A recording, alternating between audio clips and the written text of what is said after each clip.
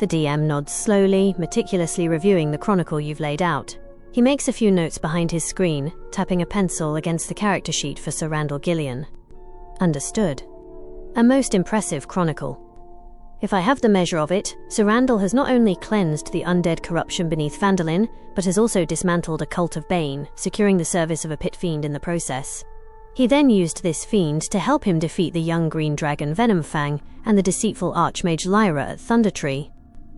With Lyra's scroll of planar binding, he has spent the last 2 months cementing his control over the fiend Malphas, while Phandalin has used the dragon's horde to transform itself from a struggling frontier town into a fortified, prosperous and famously secure trading hub. You, Sir Randall, have just returned with your retainers, Percival, Edda and Milo. You are standing on the road overlooking the town, taking in the sight of your rebuilt legacy, the new Townmaster's Hall bearing your family crest and your bound Pit Fiend standing sentinel in the town square, holding a banner of your goddess, Saloon. The air is clear, the town is safe, and your name is legend. I am ready. What is the next adventure hook? I have everything I need. The stage is set for the Dragon Cult Lich's revenge. I will be tracking all 5th edition rules, prompting you for every use of your reactions, Mage Slayer, Shield Master Evasion, Opportunity Attack, and your Indomitable feature. I will also be managing the Lich's full arsenal of legendary actions and reactions as instructed. And, as you've requested, I will be rolling all dice for Sir Randall using his character sheet. Let us begin. Part 1. The Hero's Return. The DM leans forward, and the room seems to dim as he begins to narrate. 2 months have passed since you bound the Pit Fiend Malphas and secured the horde of Venomfang. Your travels have been fruitful, your study of the Archmage Lyra's spellbook illuminating. You, Sir Randall Gillian, and your 3 retainers, Percival, Edda and Milo, crest the final hill on the high road. The afternoon sun illuminates a town transformed. The Phandalin you left is gone, replaced by a bustling, fortified hub of trade. The muddy street is now paved with stone. The old Townmaster's Hall is a proud 2-story stone edifice, and you see your own Gillian family crest carved in the lintel above its new oak doors. Milo Reedleaf, messenger. He shields his eyes, beaming. Look, sir. They're not even afraid of it. He points to the town square. There, standing sentinel by a new stone well, is the towering, leathery form of Malphas. The Pit Fiend is motionless, a statue of pure menace, holding aloft a newly commissioned banner of Phandalin, a stylized silver moon maiden for your goddess Saluna. The citizens mill about, treating the fiend as little more than a peculiar landmark. Percival Dunn, Majordomo, he adjusts his spectacles. A remarkable return on investment, sir. Order, prosperity, and a clear deterrent. Logically sound. Edda Flintlock, attendant. She pats the mule carrying your gear. Well, the big ugly thing is still tied down. That's what matters.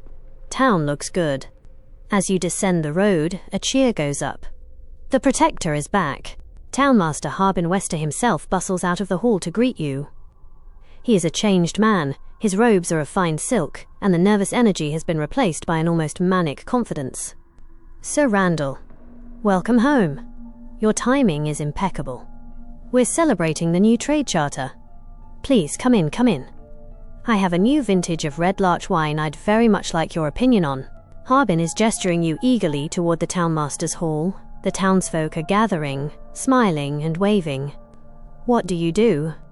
I will pause here for your action. You may explore the town, speak with your retainers, or proceed with Harbin Wester. The DM smiles warmly at your heroic proclamation. A wave of thunderous cheers erupts from the townsfolk at your words. The mention of the Dragon Cult sobers the mood for a half-second, but your reassurance, and the promise of free drinks, brings the celebration roaring back. The Protector is home. Drinks on Sir Randall. To the hero of Phandalin. Your retainers step forward as you offer the purse. Milo Reedleaf, messenger. His eyes go wide at the gold. A grand gesture, sir. A grand gesture. They'll be singing of this day for ages. We shall see it done. Edda Flintlock, attendant. She hefts the heavy purse, a rare smile cracking her lips. 100 gold. That'll buy the town till tomorrow.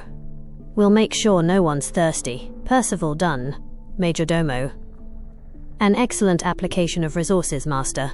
Public morale is a critical component of regional stability. We will dispense the funds equitably. Milo is already weaving into the crowd, announcing your generosity, while Edda and Percival make a direct line for the Stonehill Inn. You then turn your gaze to the towering fiend Malphas. At the sound of your voice, the Pit Fiend's head, horned and monstrous, snaps toward you. Its eyes are pits of balefire, and a low, rumbling growl that sounds like grinding stone emanates from its chest. The citizens nearby, so comfortable moments before, instinctively take several steps back. The air around the fiend shimmers with heat and pure, unadulterated hatred. For one tense, heart-stopping second, the fiend remains motionless, its gaze locked with yours, a silent, primal challenge of wills. Then, with a crack of displaced air, it unfurls its immense leathery wings, holding them half open in a gesture of reluctant submission. It yanks the heavy banner staff from the ground and slams its base onto the paving stones with a sound like a thunderclap. With a single, powerful beat, it lifts from the ground, hovering 10 feet in the air. The smell of sulfur and ash washes over you as it falls into position directly behind you, a monstrous, silent shadow. It is bound. It will obey. Harbin Wester, seeing the fiend now mobile, quickly wipes a fresh sheen of sweat from his brow. Yes, of course, Sir Randall. Right this way, please. We have much to discuss. So much good news. Harbin ushers you into the new Town Master's Hall. The interior is impressive, with polished stone floors and new oak furnishings. Malphas has to crouch low, folding his wings tightly to follow you through the large, reinforced doorway. Harbin leads you into his new office, a spacious chamber with a long oak table covered in maps and trade charters. A decanter of deep purple wine and 2 silver goblets are waiting. Please, Sir Randall, the wine, a new vintage from... Harbin turns to pour the goblets. As he does, an ozone-like stench of burnt dust and sharp magic fills the room. It does not come from the town square, but from within the office itself. A point of utter blackness, no larger than a pinprick, appears in the air between you and Harbin. In a nanosecond, it tears open. It is not a portal of light, but a violent, vertical rip in the fabric of the world, a 15-foot-tall void of screaming, swirling purple and black energy. The maps and charters on Harbin's desk are instantly sucked into the void and disintegrated. Harbin Wester screams as he is yanked off his feet. Sir Randall, you are the epicenter of this effect. A 9th-level gate spell has been opened on your location, its force a physical, violent vacuum. You must make a DC 15 charisma saving throw as the vortex attempts to pull you through to another plane. I will roll for you. Your charisma save modifier is +6, a +5 from your charisma score of 20, and a +1 from your stone of good luck. The DM rolls a d20 behind the screen. I have rolled a 4. Added to your +6, your total is a 10. You have failed the saving throw. Your feet slide on the polished stone as the portal's hunger locks onto your soul. Do you want to use one of your 2 Indomitable features to re-roll that saving throw? The DM nods, a flicker of approval in his eyes. A noble choice. You will not be taken. You will go. You burn the first use of your Indomitable will. The spiritual and physical strain that was tearing you from the world is met by a surge of pure, divine stubbornness. The DM rolls a d20 openly, then smiles. I have rolled an 18 for your re-roll. Added to your +6 save bonus, your new total is a staggering 24. You succeed. The vortex rages, but you are an unmovable object. Your boots grind against the stone floor as you plant your shield, the power of your oath and your goddess anchoring you to the material plane. The portal's pull breaks against your will, but Harbin Wester has no such defense. With a final, choked scream, the Town Master vanishes into the swirling blackness. The silver decanter follows him, swallowed by the void. The gate does not close. It remains open, a 15-foot-tall wound in the air of the office, pulsing with violet light. Beside you, Malphas roars in fury. The Pit Fiend digs its own talons into the stone floor, resisting the pull with its own immense power. It turns its burning eyes to you, awaiting a command, its bond holding it fast to your side. Harbin Wester is gone. The portal to an unknown plane remains open before you. What do you do? The DM nods grimly. You waste no time. With practiced efficiency, you reach for your bandolier. My potions? Ah, yes. Action. You retrieve a vial of clear liquid with a sky blue tint, a potion of flying, and drink it in one smooth motion. A feeling of incredible lightness settles over you. You feel untethered from the earth. Bonus action. You grip the silver moon maiden symbol on your shield. Saloon. Be my guide. You cast Shield of Faith. A shimmering, translucent barrier of moonlight flickers into existence, hovering just inches from your armor. Your already formidable armor class of 22 rises to 24. You turn to the massive, hovering fiend. Malphas, with me. We head into danger. Be prepared. Follow my lead. Do not attack until I give the order. Malphas lowers its head in a gesture of absolute obedience, its balefire eyes narrowing on the portal. As you command, Master. The word is a guttural sneer, but it is a sneer of compliance. Harbin, you shout. I'm coming for you. With your preparations made, you brace your shield, ignite your sunblade with a bonus action, and leap forward. The DM's voice drops, becoming cinematic. The instant you cross the threshold, the sound of Phandalin vanishes. The screams, the wind, the celebration, all are replaced by a deafening, oppressive silence. You are no longer falling or being pulled, you are elsewhere. You materialize on a dark, wooden deck. The air is cold and thin, and it smells of ozone, old wood, and a faint, sickly sweet aroma of decay. You are floating in an endless, starless void of swirling purple and black mist. There is no ground, no sky, only the void. You are on the lower deck of a strange airborne vessel, a Dragon Cult Airship. The ship is a bizarre hybrid of a sailing vessel and a hot air balloon, held aloft by a massive, dark orb that pulses with a faint, necrotic light above you.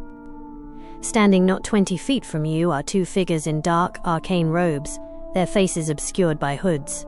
They flank a central staircase leading up to the top deck. They seem to have been waiting for you. Behind you, Malphas materializes with a sound like a thunderclap, its massive form cramping the confines of the lower deck. The fiend's wings are flared, and it snarls as it takes in the new, hostile environment. The two cult mage minions do not flinch, even at the sight of the Pit Fiend. The one on the left, a man with a chillingly calm voice, speaks. Sir Randall Gillian. We expected you. Our master is displeased. The one on the right, a woman, continues, her voice sharp. You hold property that is not yours, the spellbook you stole from the apprentice. The first mage raises a hand. Give it to us now. Do so, and we will deliver it to our master. Your compliance may be rewarded with a peaceful end. You see no sign of Harbin Wester. The two mages stand between you and the only exit, the stairs leading up. What do you do? The DM nods, his expression unreadable. You wish to gauge their intent. A wise move. You focus on the two hooded figures, looking past their words, past the shadows of their hoods, to the truth beneath. You are proficient in insight, and your holy order has trained you to sense deception. I will roll for your wisdom, insight, check. Your modifier is +8, +2 from wisdom, +5 from proficiency, and +1 from your stone of good luck. The DM rolls a d20. I have rolled a 19. With your +8 modifier, that is a total of 27. It is as if their souls are laid bare before you. They are lying. The offer of a peaceful end is an absolute falsehood. They are terrified. This is not a negotiation. It is a script. They are less afraid of you, or even the Pit Fiend at your back, than they are of the master they serve. They are stalling. Their entire purpose is to retrieve the spellbook. You sense with perfect clarity that the moment you either refuse or hand it over, their part in this play is over, and the true threat will emerge. They have no intention of letting you leave this place alive. The mage on the left, sensing your hesitation, speaks again. The master's patience is not infinite, knight. The book, now. They remain 20 feet away, hands visible, but you can feel the arcane energy building around them. What do you do? I know when I've been beaten, you say, your voice resonating with forced reason. You have the upper hand, but we can still make a trade. You gesture to the spellbook at your belt. The book, for the safety of Harbin. Bring him down here to me, placed under my devil's protection, and I will give you the book. You glance back at the fiend. Malphas, doesn't that sound like a good plan? You wish to persuade them. You are proficient in persuasion. As you ask your question, the Pit Fiend ceases its snarling. It gives an arrogant huff of smoke and crosses its massive, clawed arms, looking utterly bored. Its posture perfectly sells your ruse. This is a simple, beneath-you transaction. Malphas is providing the help action, granting you advantage on the roll. I will roll your charisma, persuasion, check. Your modifier is +11, +5 from Charisma, +5 from Proficiency, and +1 from your Stone of Good Luck. The DM rolls 2 d20s behind the screen. I have rolled a 15 and an 8. Taking the higher roll, your total is a 26. Your apparent surrender is flawless. The two mages visibly relax, their shoulders slumping. The one on the left nods. A wise decision, knight. You see the logic of the situation, but your demand stops him cold. The town master? The two mages look at each other in genuine confusion. Your insight, 27, told you they were terrified, and your persuasion, 26, now cracks their composure entirely. The woman on the right stammers. The gate was keyed to you. We don't have the old man. He must have been lost in the transit. He doesn't matter. The first mage glares at her, hissing, "Silence, fool!" He turns back to you, his calm facade shattered, his desperation now palpable. The old man is irrelevant. The master's bargain was for you and the book. You are here. The book, now. Or we will take it from your corpse. It's clear your ploy worked perfectly, but it has revealed a fatal flaw in their plan. They cannot produce Harbin Wester. The female mage, seeing her partner's fury, has already begun backing up the stairs. The male mage raises his hands, crackling with arcane energy. It seems diplomacy has reached its end. What do you do? Then you have sealed your fate. Harbin is lost to the void. Only your death remains. You've made your intentions clear. The time for negotiation is over. Roll for initiative. I roll for all combatants. Malphas, Pit Fiend, 22. Sir Randall, 20. Mage minions, 19. The Pit Fiend is quickest, its entire form vibrating with restrained power, followed closely by you. The mages, though prepared, are last to act. Round 1. Initiative 22, Malphas, Pit Fiend. Malphas acts first, its eyes burning with malice. It twists in the air, its 60-foot fly speed easily covering the distance to the female mage who is halfway up the stairs. "As you command, master," it roars, obeying your order to unleash its full might. The fiend lunges, a blur of leathery wings and dark metal, and unleashes its full multi-attack. The female mage shrieks, "Master, protect me!" As the fiend's first attack comes in, she throws up her hand, casting a spell as a reaction. DM note, the mage is using one of her 3 per day uses of protective magic to cast the shield spell. Her AC is now 20 for this turn. Malphas's attacks are a flurry of hatred. 1. Bite. The fiend's maw lunges. Attack roll, 2-3 versus AC 20. Hit. The mage screams as fangs punch through her magical shield, dealing 19 piercing damage. Poison. She must make a DC 21 Constitution save. Mage's save roll. 5 versus DC 21. Failure. She is now poisoned and cannot regain hit points. 2. Devilish Claw 1. Attack roll, 3-1 versus AC 20. Hit. A massive claw rakes across her, dealing 26 necrotic damage. 3. Devilish Claw 2. Attack roll, 1-7 versus AC 20. Miss. The shield spell holds, deflecting the claw with a spray of sparks. 4. Fiery Mace. Attack roll, 2-5 versus AC 20. Hit. The mace, wreathed in green hellfire, smashes through her defenses, dealing a devastating 22 force damage and 22 fire damage. The female mage has taken a total of 89 damage. Her magical shield evaporates, her body is broken and burned, and with a final choked gasp, she is hurled from the stairway into the void, her form disintegrating into the purple mist below. Initiative 20, Sir Randall Gillian. You are next. The female mage is annihilated. The male mage is still on the lower deck, 20 feet from you. He has raised a staff, and you see his other hand clutching a small dark bead. You have a flying speed of 40 feet this turn, potion of flying plus 10 feet from mobile. You can easily fly to the male mage or past him up the stairs to the upper deck. DM note, you can move to the male mage and attack him. Or, you can fly past him up the stairs, but be warned, you have not yet made a melee attack this turn, so the mobile feat will not protect you from his opportunity attack if you fly past him without engaging. What do you do? Initiative 19, Male Mage Minion. The mage is waiting to act after your turn. Then you have sealed your fate. Harbin is lost to the void. Only your death remains. You've made your intentions clear. The time for negotiation is over. Roll for initiative. I roll for all combatants. Malphas, Pit Fiend, 22. Sir Randall, 20.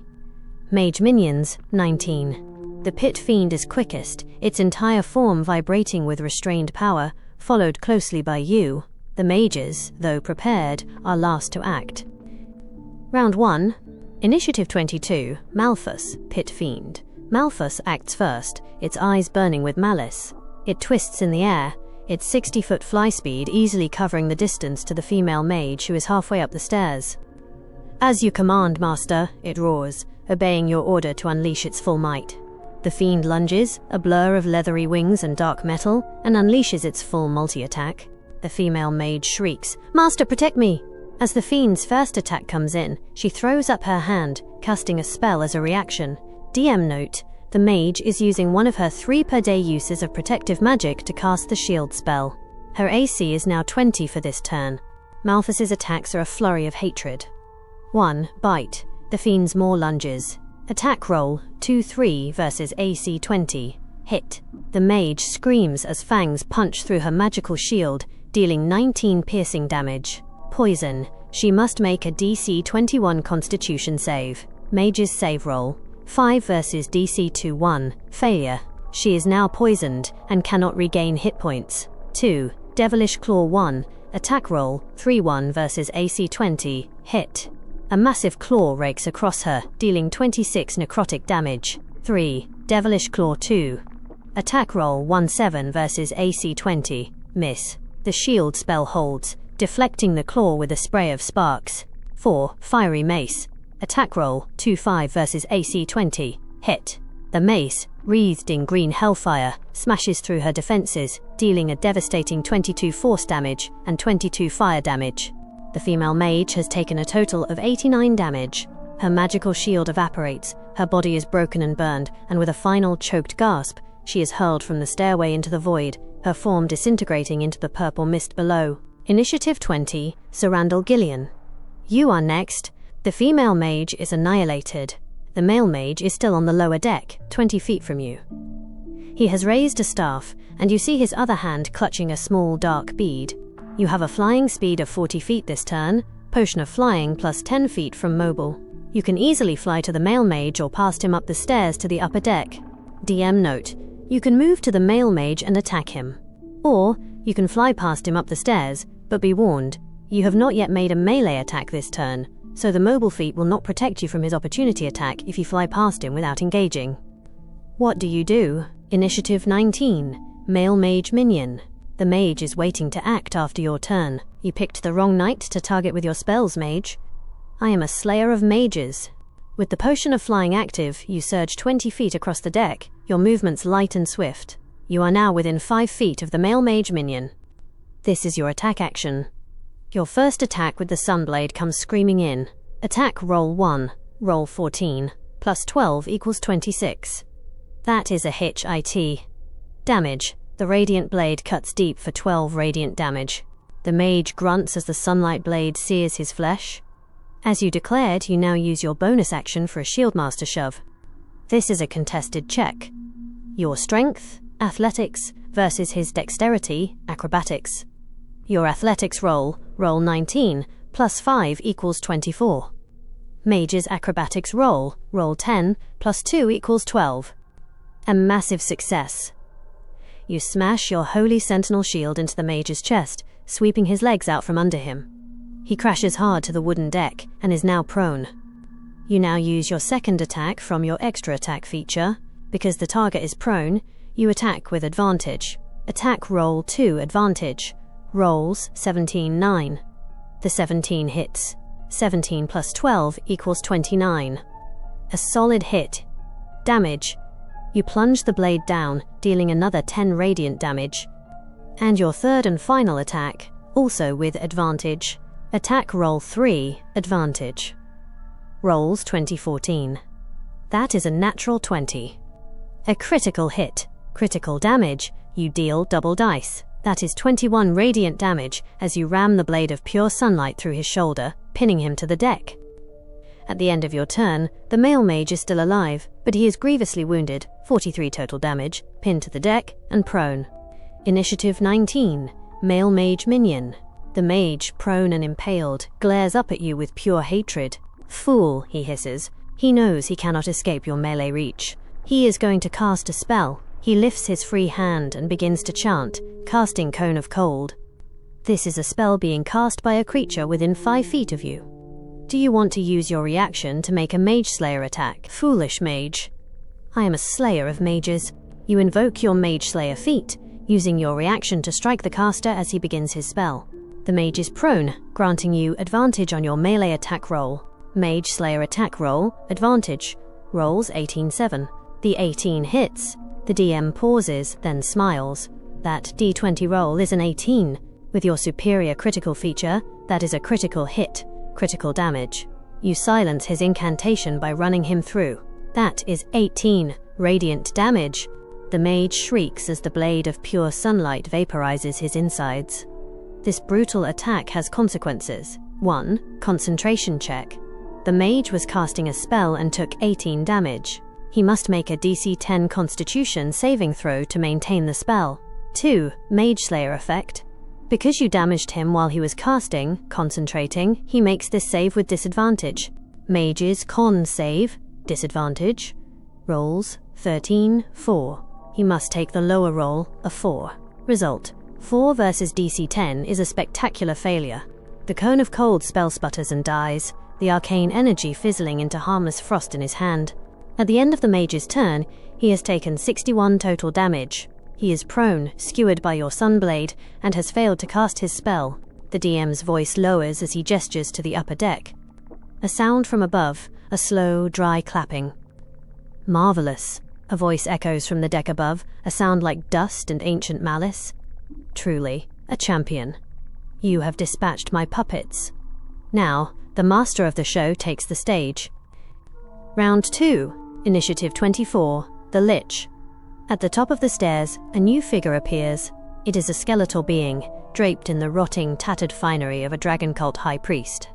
Its eyes are pinpricks of icy blue fire, and a crown of jagged black metal rests on its skull. This is the Lich. It looks down at the scene, its 2 minions dead, and you and your Pit Fiend standing victorious on the lower deck. "A Pit Fiend," it muses, its voice devoid of emotion. "You play with fire, little knight. Allow me to respond in kind." The Lich raises a skeletal hand, and a bead of fire streaks from its finger, exploding in the center of the lower deck, aimed to catch both you and Malphas. The Lich has cast Fireball, level 5 version. All creatures in the 20-foot radius must make a DC 20 dexterity saving throw. This is an effect that allows a dexterity save for half damage. Do you want to use your reaction to activate Shield Master Evasion? The DM flashes a knowing, dangerous smile. "Foolish Lich," you declare, your voice ringing with the confidence of a veteran. "Malphas is immune to fire. I learned that the hard way in my last fight with him." You confirm you are using your reaction to activate Shield Master Evasion. You brace your sentinel shield, ready to interpose it between you and the blast. The Lich's DC 20 fireball detonates on the deck. First, I will roll for Malphas. Malphas's dex save versus DC 20. He has a +8 modifier and magic resistance, giving him advantage. DM rolls 2d20. Rolls are 17 and 10. He takes the 17. 17 plus 8 is a 25. A success. As you predicted, Sir Randall, it matters not. The hellfire washes over Malphas, who stands in the inferno completely unharmed, his leathery hide not even singed. He is immune to fire damage. Now for Sir Randall. Sir Randall's dex save versus DC 20. You have a +6 modifier for this save. DM rolls 1d20. The roll is a 16. 16 plus 6 is a total of 22. Result: that is a success against the Lich's DC 20. Shield Master Evasion. Because you have succeeded on the save, you use your reaction to masterfully angle your sentinel shield, deflecting the entire blast. The flames part around you. You take no damage. The smoke clears. You and your Pit Fiend stand unscratched amidst a circle of scorched, smouldering wood. The Lich's burning blue eye sockets seem to narrow. Impressive, but you cannot hide behind your shield forever. Initiative 22, Malphas, Pit Fiend. Malphas is next. The fiend roars, a sound of pure hellfire, and launches itself into the air. its 60-foot fly speed carrying it straight up the stairs and into the Lich's face on the upper deck. It is now your Pit Fiend's turn. What are your commands for Malphas? It can use its full multi-attack, 1 bite, 2 claws, 1 mace.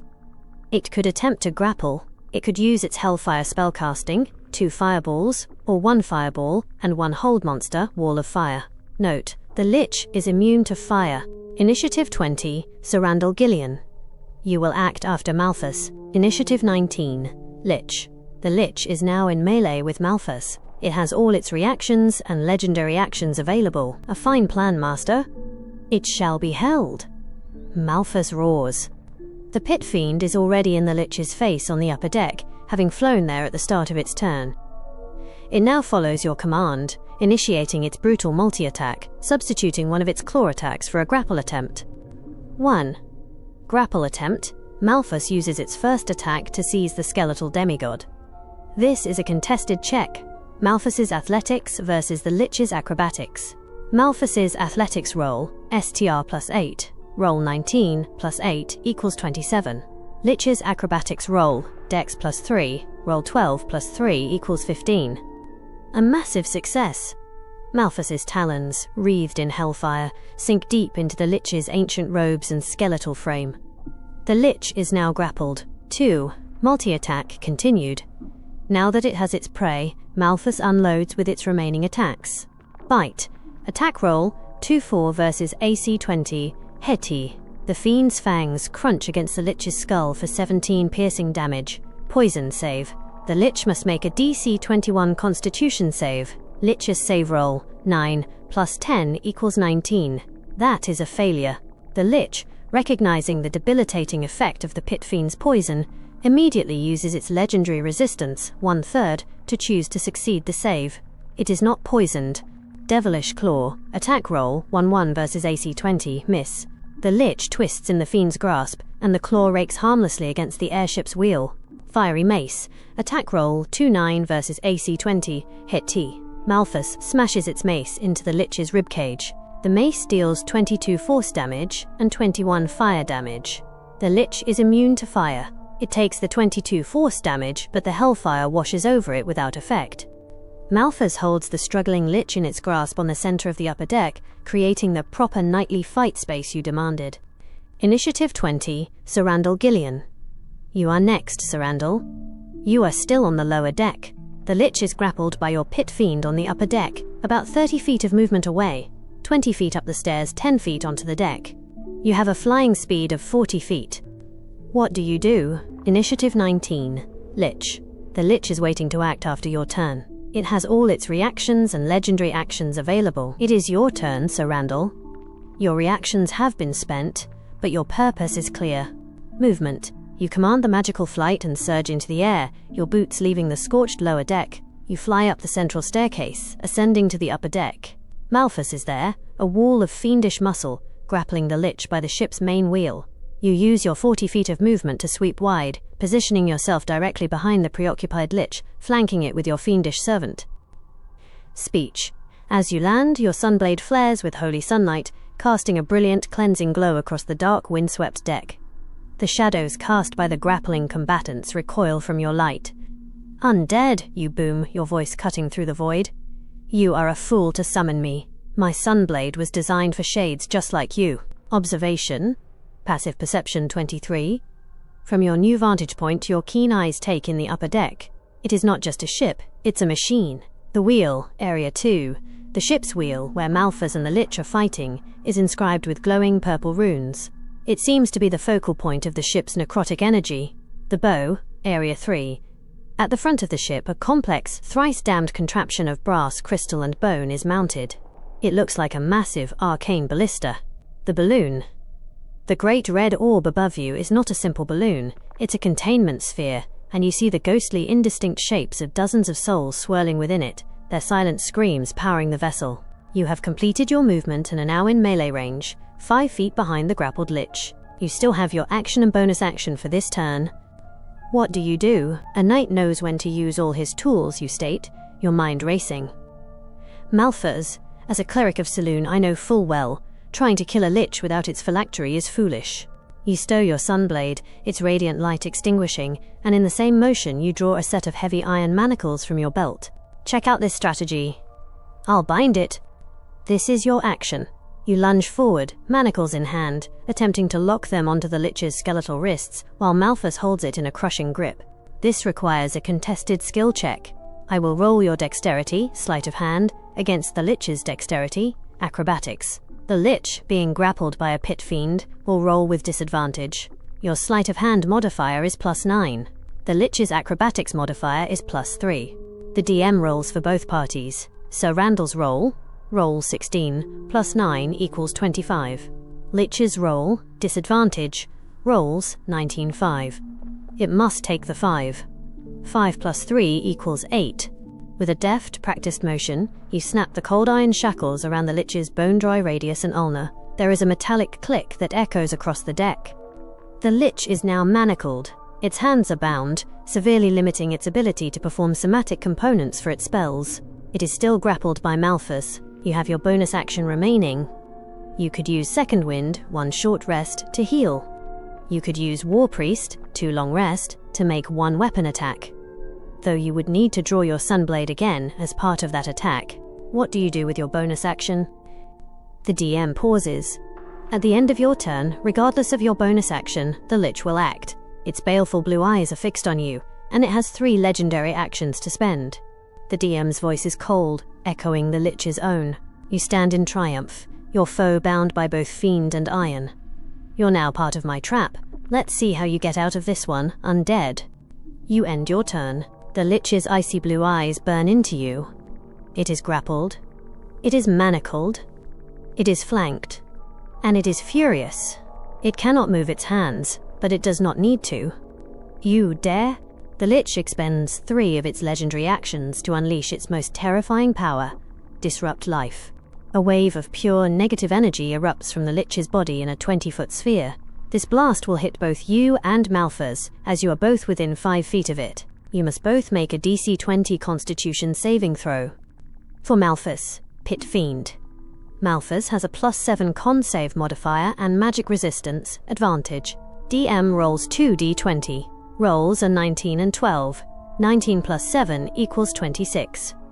A success. Malphas roars as the energy washes over it, taking half damage, 15 necrotic damage. For Sir Randall Gillian, you have a +1 Ocon save modifier, DM rolls 1d20. The roll is a 14. 14 + 10 equals 24. A success. You stand firm in the epicenter of the necrotic blast, your faith and fortitude turning aside the worst of it. You take half damage, 15 necrotic damage. Your HP is now 180/195. The Lich's legendary actions are spent. It is now its turn. Round 2 continued. Initiative 19, the Lich. The Lich is still grappled and manacled. Its skeletal jaw moves, and it speaks a single, sibilant word of power. This spell has verbal components only. Your manacles cannot stop it. In a flash of black energy, the Lich vanishes. The manacles you so brilliantly applied clatter uselessly to the deck, empty. Malphas roars in frustration, its claws closing on empty air. 40 feet away, at the bow of the ship next to the massive arcane ballista, Area 3, the Lich reappears. It uses its 30 feet of movement to glide behind the weapon, granting it half cover, +2 to AC. Your mundane tricks are amusing, knight. Its voice grates across the deck. But you cannot bind undeath itself. The Lich has escaped. It is now round 3. Round 3, Initiative 22, Malphas, Pit Fiend. Malphas is first. It is 40 feet away from the Lich, who is behind cover. The Fiend looks to you, awaiting your command. Its options are: charge, fly 40 feet and engage in melee. Its fiery mace is useless. Hellfire spellcasting. It can cast Hold Monster, DC 21 Shay save. Movement. It could fly you on its back. What is your command for Malphas? Initiative 20, Sir Randall Gillian. You will act after Malphas. Initiative 19, Lich. The Lich is waiting. It has its action, reaction, and all legendary actions available. Haha, a fight to the death is fun, Master. It shall be held. Malphas roars with glee. Round 3 continued. Initiative 22, Malphas, Pit Fiend. The Fiend launches itself across the deck, its 60-foot fly speed easily closing the 40-foot gap to the Lich. It has 20 feet of movement remaining. Now in melee, Malphas uses its action to unleash its full multi-attack, following your strategy precisely. 1. Attack 1, Grapple Substitution. Malphas lunges, not with its mace, but with its free claw to seize the Lich. Malphas's athletics roll, +8, DM rolls 17, +8 equals 25. Lich's acrobatics roll, +3, DM rolls 4, +3 equals 7. The Lich, still adjusting from its teleport, cannot evade the Fiend's lunge.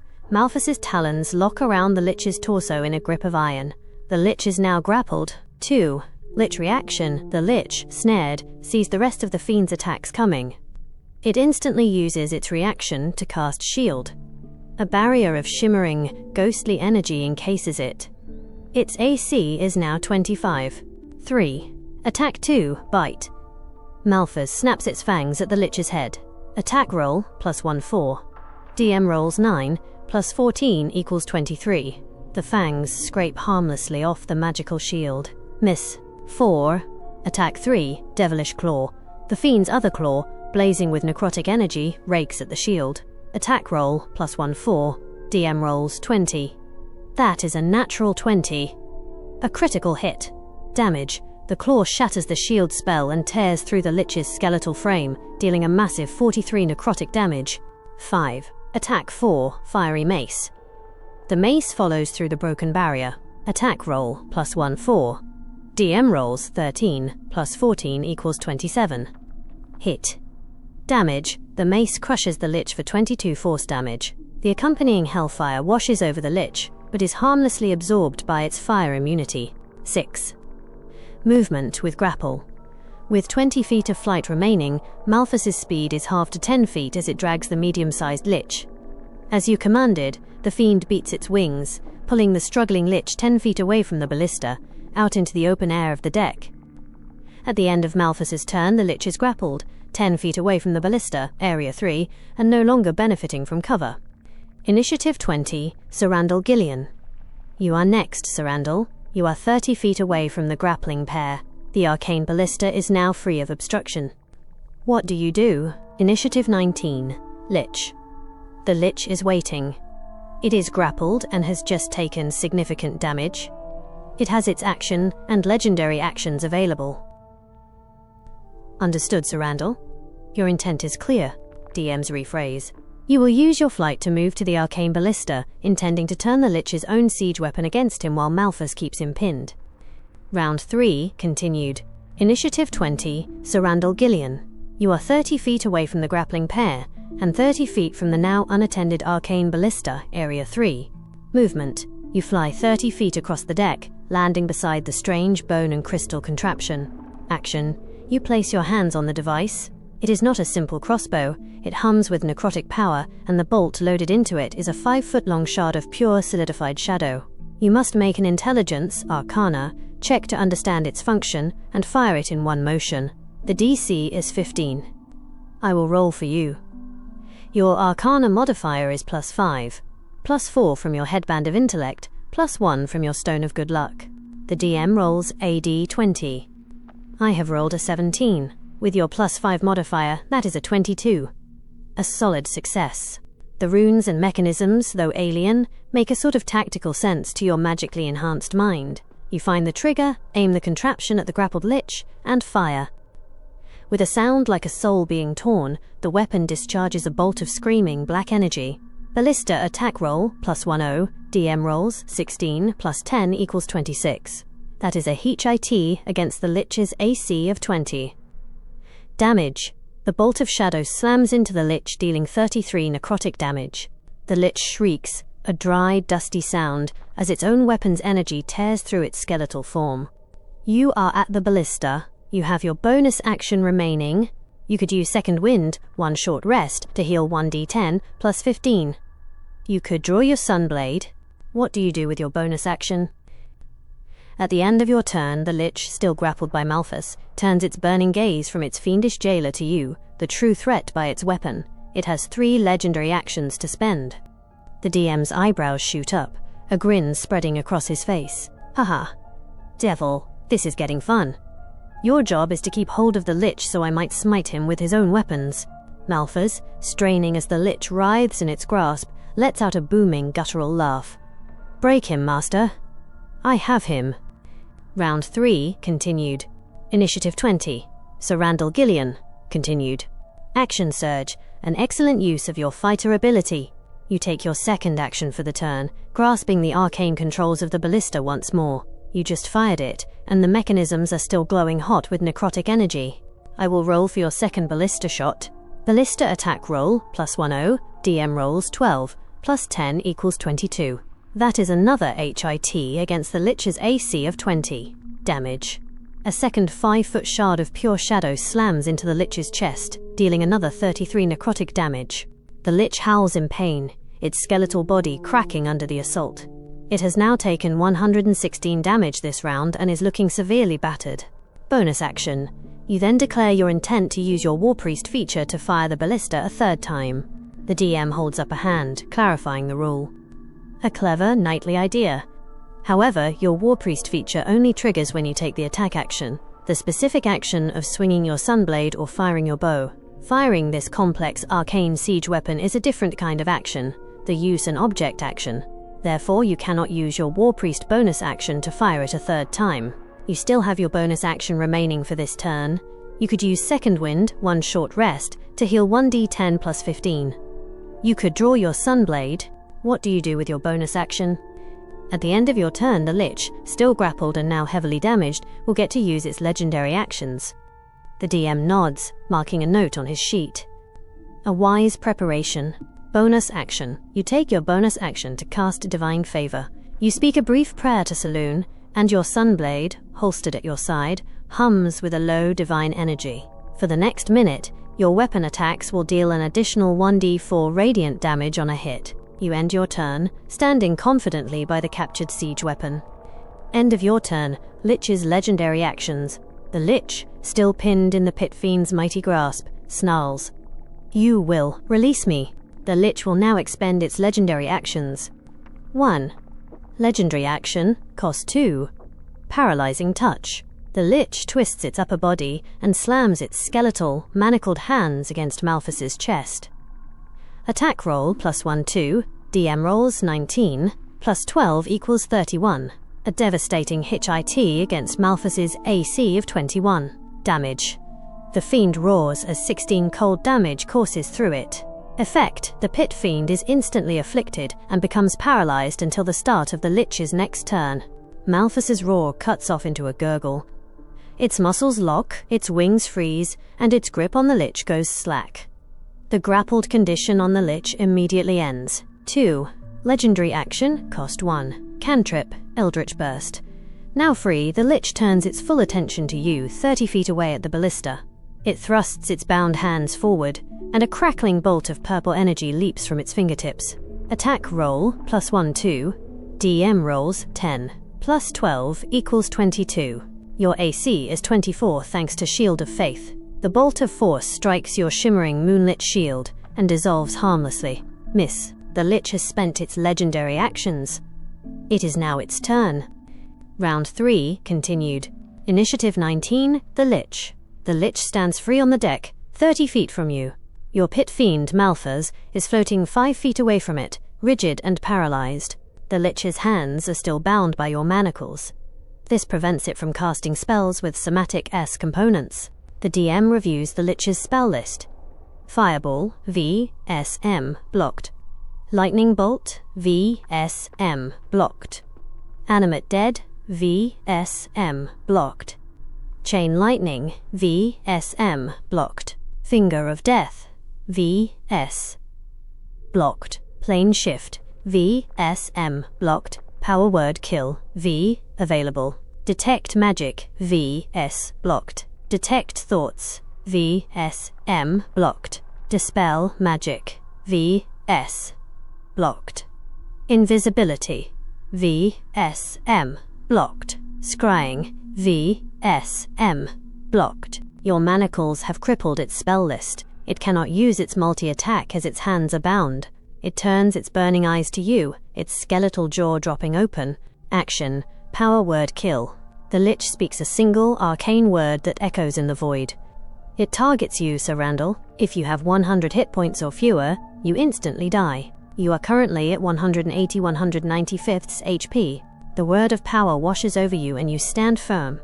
The spell fails, as your vitality is too great. The Lich seems to hiss in frustration. Its most powerful, non-somatic spell has failed.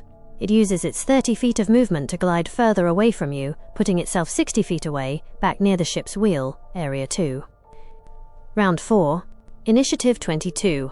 Malphas, Pit Fiend. Malphas's turn begins. The paralyzed condition on it ends. The Pit Fiend roars in absolute fury, its body shaking with rage at the indignity. It is 60 feet away from the Lich. What is your command for Malphas? Initiative 20. Sir Randall Gillian. You will act after Malphas. Initiative 19. Lich. The Lich is waiting. It is 60 feet from you, 60 feet from Malphas, and its hands are still manacled. The DM puts his hands up in a gesture of pause, a genuine smile on his face. Hold. You are absolutely right, Sir Randall. A rules check is in order, and my thanks for your vigilance. This is a complex fight, and I've made 2 clear errors in the heat of the moment, with a third point needing clarification. Let's resolve this properly. Here is how we will proceed. 1. Legendary actions. You are 100% correct. My apologies. I got excited and had the Lich burn all its legendary actions, LAs, at once at the end of your turn. The rule is 1 LA use at the end of another creature's turn. This is a critical error on my part. We will rewind. 2. Concentration. You are 100% correct. Shield of Faith and Divine Favor are both concentration spells. The instant you cast Divine Favor, your concentration on Shield of Faith ended. Your AC is 22, not 24. 3. Manacles and Somatic S components. This is an excellent point of clarification. You are right that the core player's handbook is vague. However, the intent, clarified in later books, is that having your hands bound prevents you from providing somatic components. DM's ruling. I will rule that your successful manacle attempt does prevent the Lich from casting any spell with a somatic S component. This makes your action incredibly smart and effective. This also means my previous ruling stands. The Lich's escape with Dimension Door, verbal only, and its use of Power Word Kill, verbal only, were its only available spell options while bound. Let's rewind. RETCON. To keep the game flowing fairly, we will rewind to the exact moment my mistake occurred, the end of your turn in round 3. Here is the corrected sequence of events. 1. R3, init 20. Your turn. You flew to the ballista, fired it with your action hit, fired it again with action surge hit, and used your bonus action to cast Divine Favor. Your concentration on Shield of Faith ends. Your AC is now 22. You end your turn. 2. R3, end of your turn. Lich's legendary action. The Lich is still grappled by Malphas. It must escape. It will expend its 1 legendary action use for this moment. It chooses Paralyzing Touch, which costs 2 of its 3 LA points, against the creature grappling it, Malphas. Attack roll, +1/2, versus Malphas, AC 21. DM rolls 17, +12 equals 29. Hit. Effect. Malphas takes 15 cold damage and is paralyzed. The grapple on the Lich immediately ends. 3. R3, init 19. Lich's turn. The Lich is free, but its hands are still manacled. As per our ruling, it cannot cast spells with somatic components. Action. It uses its action to cast Dimension Door, verbal only, teleporting 40 feet away to the bow, next to the ballista. Movement. It uses its 30 feet of movement to glide behind the ballista, gaining half cover, +2 to AC. Game resumed. Start of round 4. Thank you for that, Sir Randall. The board is now set correctly. The Disrupt Life and Eldritch Burst attacks from my last post did not happen.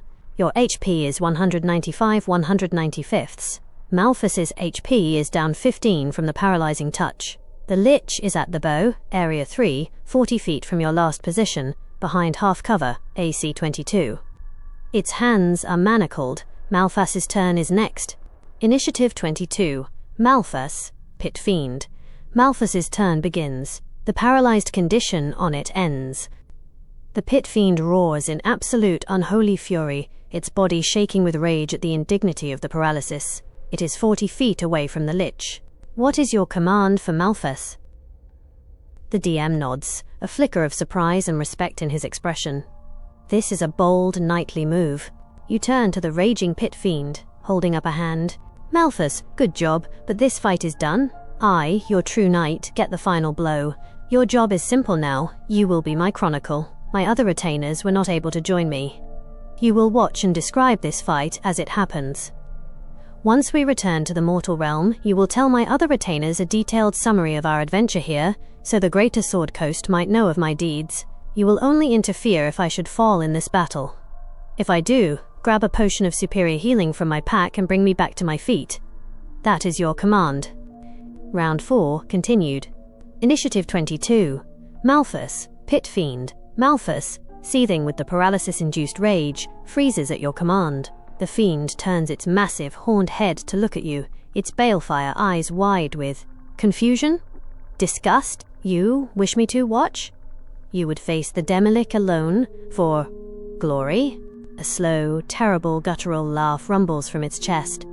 Your vanity is as vast as the hells, little knight. As you command.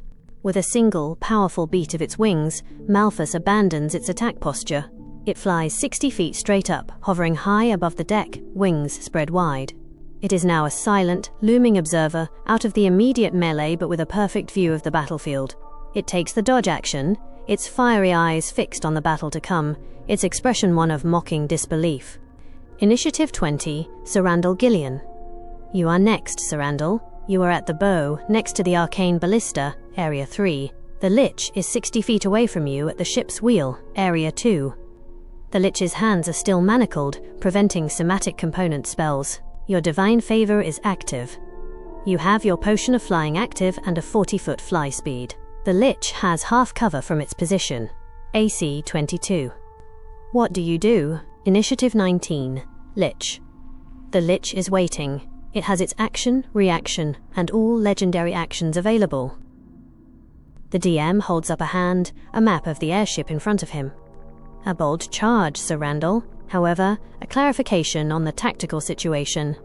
You are at the arcane ballista, Area 3. The Lich is 60 feet away at the ship's wheel, Area 2. Your magical flight speed is 40 feet. You cannot reach him in one move and make your melee attacks. You have a choice. 1. Charge. You can use your action to dash.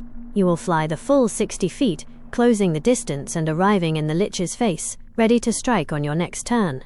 2. Shoot. You can fly 40 feet closer, ending 20 feet away, and use your action to attack him from a distance with your vicious longbow. How do you wish to proceed? A sound choice, Sir Randall. The bow has a range of 150 feet, and the Lich is only 60 feet away. You have no need to move. Taste the power of my sunblade, you correct yourself, knocking an arrow, and my vicious longbow. Round 4 continued. Initiative 20. Sir Randall Gillian continued. You are at the bow, Area 3, and you take your attack action, loosing 3 arrows at the Lich, who is 60 feet away at the wheel, Area 2. The Lich is benefiting from half cover, making its AC 22. Your divine favor is active. Attack 1, longbow. Attack roll, +1, 2. DM rolls 18, +12 equals 30. A resounding hit. Damage. The arrow finds its mark, dealing 9 piercing, 1d8 +5, +8 piercing, 2d6 vicious, +3 radiant, 1d4 divine favor, for a total of 20 damage. Attack 2, longbow. Attack roll, +1, 2. DM rolls 19, +12 equals 31. Another hit. Damage. A second arrow sinks into the Lich's skeletal frame, dealing 12 piercing, 1d8 +5, +7 piercing, 2d6 vicious, +1 radiant, 1d4 divine favor, for a total of 20 damage. Attack 3, longbow. Attack roll, +1, 2. DM rolls 3, +12 equals 15. The arrow skips off the arcane-infused wood of the wheel. Miss. Bonus action. You invoke your War Priest feature, granting you 1 additional weapon attack as a bonus action. You draw and fire a 4th arrow in a blur of motion. Attack 4, War Priest. Attack roll +1/2, DM rolls 20. That is a natural 20. A critical hit. Critical damage. The arrow, empowered by Saloon, finds a crack in the Lich's vertebrae. It deals 19 piercing, 2d8 + 5, plus 17 piercing, 4d6 vicious, plus 6 radiant, 2d4 divine favor, for a massive total of 42 damage. You have dealt a staggering 82 damage this turn. The Lich is now severely wounded, its bones cracked and smoking from your holy infused barrage, having taken 198 total damage. End of your turn. Lich's legendary actions. The Lich, reeling from your assault, raises its manacled hands. It is 60 feet away. It must retaliate. It expends one legendary action to use its Eldritch Burst cantrip. A bolt of purple force streaks toward you. Attack roll +1/2 versus AC 22. DM rolls 7 + 12 = 19. The bolt splashes harmlessly against the arcane ballista's chassis. Miss. Initiative 19, the Lich. It is now the Lich's main turn. It is badly wounded. Its hands are manacled, preventing it from casting any spell with a somatic S component. It has already used Dimension Door and Power Word Kill, its only verbal-only spells. It cannot cast any more spells. It cannot use its multi-attack as its hands are bound. It has only one option. Action, break free. The Lich channels its undead strength, attempting to burst the cold iron manacles with a raw strength athletics check. The DC is 25. Lich's strength check, +0, DM rolls 14, +0 = 14. Failure. The manacles, forged by mortal hands, hold fast against the Demilic's power. The Lich is trapped, weaponless and spellless, 60 feet away from you. Round 5. Initiative 22, Malphas, Pit Fiend. Malphas, still hovering 60 feet above the deck, looks down at the struggling shackled Lich and then at you. It is, crippled master, the Fiend observes, its voice a low, mocking rumble. Awaiting your command. Initiative 20, Sir Randall Gillian. You are next. The Lich is 60 feet away, manacled, and has no cover. Initiative 19, Lich. The Lich is waiting. It has its action, reaction, and all legendary actions available, but its options are severely limited. The DM nods, a dark smile playing on his lips as he registers the new audacious command. You would turn my greatest servant into a mere chronicler? Your arrogance, knight, is inspiring. Round 5 continued. Initiative 22, Malphas, Pit Fiend.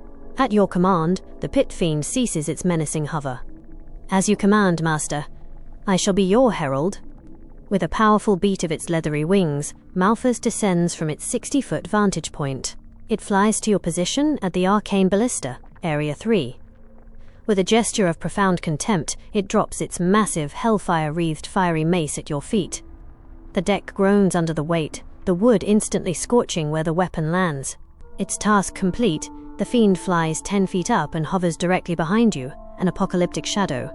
It crosses its arms, takes the dodge action, and fixes its burning gaze on the Lich. End of Malphas's turn. Lich's legendary action. The Lich seizes the opportunity at the end of the Fiend's turn. It expends one legendary action to hurl an Eldritch Burst at you. Attack roll +1/2 versus AC 22. DM rolls 11 + 12 = 23. This is a HIT against your AC of 22. The bolt of purple force slams into your chest, dealing 32 force damage. Your HP is now 163 195ths. Initiative 20, Sir Randall Gillian. You grunt as the force bolt rocks you, but your focus is unbroken. My goal here is to take you as my prisoner, just as you tried to take me, Lich. Movement. You ignite your potion of flying and launch yourself from the bow, covering your full 40-foot fly speed toward the Lich, closing the distance to 20 feet. Action, dash. You use your action to dash. You surge the final 20 feet, arriving directly in the Lich's face, your boots hovering inches from the deck, your radiant sunblade, which I'll assume you've drawn, illuminating its skeletal horror. You end your turn in melee, 5 feet, with the Lich. End of your turn, Lich's legendary action. You are now within 5 feet of the Lich. Its hands are still bound by your manacles. It will expend 2 legendary actions to use its paralyzing touch. Because its hands are bound, this melee attack is made with disadvantage. Attack roll +1/2 disadvantage versus AC 22. DM rolls 19-8. It must take the 8. 8 plus 12 equals 20. Miss. The Lich's numbing grip, foiled by your iron manacles, scrapes ineffectually against your plate armor. Initiative 19, the Lich. It is now the Lich's main turn. You are in its face. It is manacled. It cannot cast spells with somatic components. It has no verbal-only spells left. Action. Break free. The Lich has only one recourse. It uses its full action to attempt to burst the manacles. This is a DC 25 Strength Athletics check. Lich's Strength check plus 0, DM rolls 12, plus 0 equals 12. Failure. The cold iron holds fast. The Lich is trapped in melee with you, its magic crippled, its body heavily damaged. Round 6. Initiative 22, Malphas, Pit Fiend. Malphas lets out another booming, mocking laugh from behind you. It struggles, Master, like a rat in a trap. A glorious sight.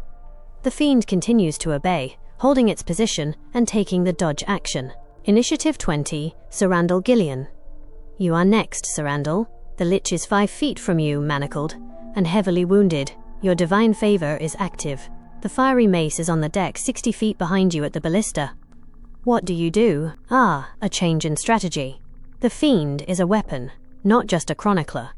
Very well. Round 6, continued. Initiative 22, Malphas, Pit Fiend. Malphas, who had been looming behind you, snarls, "A better use of my talents, Master." The Fiend explodes into motion. Movement. Malphas uses its 60-foot fly speed to rocket across the deck, snatching the massive, smouldering fiery mace from where it lay by the ballista, Area 3. This uses its free object interaction. Action. Malphas takes the dash action. Movement. Dash. Using its additional 60 feet of movement, the Fiend flies directly back to your position at the ship's wheel, Area 2. With a final, free action, Malphas drops the enormous weapon. It slams onto the deck at your feet with a deafening metallic crash, radiating waves of hellish heat. The Pit Fiend then rears back up into the air, hovering 10 feet above you, its task complete. End of Malphas's turn. Lich's legendary action. You are standing 5 feet from the Lich. It sees the new, terrible weapon at your feet and must act. The Lich expends 2 legendary actions to use its paralyzing touch on you. Its hands are still manacled, so the attack is made with disadvantage. Attack roll +1/2 disadvantage versus AC 22. DM rolls 11-14. It must take the 11. 11 plus 12 equals 23. Hit! Even with its hands bound, the Lich's desperate, chilling touch finds a seam in your armor. Damage. You feel an icy spike of pain as you take 16 cold damage. Effect. You are instantly paralyzed. Your muscles lock, and your body goes rigid, the potion of flying just barely keeping you afloat. Your HP is now 147 195ths. Initiative 20, Sir Randall Gillian. It is your turn. You are paralyzed. You cannot take any actions or bonus actions. You can do nothing but watch as the Lich's turn approaches. End of your turn, Lich's legendary action. The Lich has 1 legendary action remaining. It uses it to make an Eldritch Burst attack against you. Since it is in melee with you, this ranged attack roll is at disadvantage. Attack roll +1/2 disadvantage versus AC 22. DM rolls 17-6. It must take the 6. 6 plus 12 equals 18. Miss. The bolt of force flies wide, dissipated by your divine favor's ambient radiance. Initiative 19, the Lich. It is the Lich's main turn. You are paralyzed and 5 feet away. The Lich's hands are still manacled. It knows it has only seconds before you recover. It ignores you. Action. Break free. The Lich uses its full action to roar in defiance, channeling all its power into its arms to break the DC 25 manacles. Lich's strength check, +0, DM rolls 9, +0 equals 9. Failure. The iron holds. Round 7. Initiative 22. Malphas, Pit Fiend. Malphas roars in triumph as the Lich fails to break its bonds. It is weak, Master. Trapped. The Fiend hovers, awaiting your command, as per your last instruction to observe. Initiative 20, Sir Randall Gillian. Your turn begins. The paralyzed condition on you ends. You are 5 feet from the manacled Lich. The Pit Fiend's fiery mace is at your feet. Your divine favor is active. What do you do? The DM nods, his eyes lighting up at the complex series of events. An excellent clarification, Sir Randall. You are absolutely correct. Rules confirmation. 1. Concentration. You are right. The paralyzed condition inflicted upon you at the end of round 5 also applied the incapacitated condition. Being incapacitated breaks concentration. Your divine favor spell would have ended the moment the paralysis took hold. 2. Manacles. Your point about the manacles is also noted. While you are correct about the official text, for the purposes of this encounter, my ruling remains. Your clever use of the manacles prevents somatic S components. This rewards your tactical play. 3. Bonus action potion. I will honor your variant rule request to use a potion as a bonus action. We are now at the start of your turn, initiative 20 in round 7. The paralysis that gripped you fades. You are free to act. Round 7, continued. Initiative 20, Sir Randall Gillian. You shake off the last of the chilling, paralytic energy. Bonus action. You use your bonus action to retrieve and drink the potion of growth. A sudden, violent surge of power courses through you. Your armor groans and your form expands, shingles and plates sliding into new configurations. You now stand as a large creature, towering over the skeletal lich. Object interaction. As a large creature, you reach down and effortlessly lift the fiery mace that Malphas delivered. The weapon, once seeming impossibly large, now feels perfectly weighted in your giant-sized grip. Action, attack, non-lethal. You use your attack action, declaring your intent to strike non-lethally. You bring the massive, hellfire-wreathed mace crashing down on the manacled lich. Weapon stats. As you are a large creature wielding this large weapon, you make the attacks without penalty. Your attack bonus is +6, +1 from your strength, +5 from your proficiency bonus. Damage. The mace deals 4d6 +1, force damage, and 6d6 fire damage. The enlarge effect adds 1d4 damage to each hit. The lich is immune to fire, so it will only take the force damage. Attack 1, fiery mace. Attack roll, +6 versus AC 20, DM rolls 17, +6 equals 23. Hit. Damage, force, 4d6 +1, +1d4 enlarge, equals 14, +4 equals 18, force damage. Attack 2, fiery mace. Attack roll, +6 versus AC 20, DM rolls 19, +6 equals 25. Hit. Damage, force, 4d6 +1, +1d4 enlarge, equals 15, +2 equals 17, force damage. Attack 3, fiery mace. Attack roll, +6 versus AC 20, DM rolls 11, +6 equals 17. Miss. The mace smashes a crater into the deck. You have dealt 35 force damage. The lich is still standing, its skeletal frame now cracked and splintered, held together only by necromancy and the iron manacles. It has taken 233 total damage. End of your turn. Lich's legendary action. You stand over the lich, a giant over a broken skeleton. It must stop you. It expends 2 legendary actions to use paralyzing touch. Its hands are manacled, so the attack is at disadvantage. Attack roll, +1-2, disadvantage, versus AC 22, DM rolls 9-20. It must take the 9. 9 + 12 equals 21. Miss. The bound skeletal hand scrapes harmlessly against your expanded plate armor. Initiative 19, the Lich. It is the Lich's turn. You are 5 feet from it, enlarged and wielding a Pit Fiend's mace. It is manacled. Its spellcasting is crippled. It has no other options. Action, break free. With a desperate silent howl, the Lich uses its action to try and burst the manacles. This is a DC 25 strength, athletics check. Lich's strength check, +0, DM rolls 16, +0 equals 16. Failure. The cold iron, forged in the mortal realm, holds fast against its undead might. Round 8. Initiative 22. Malphas, Pit Fiend.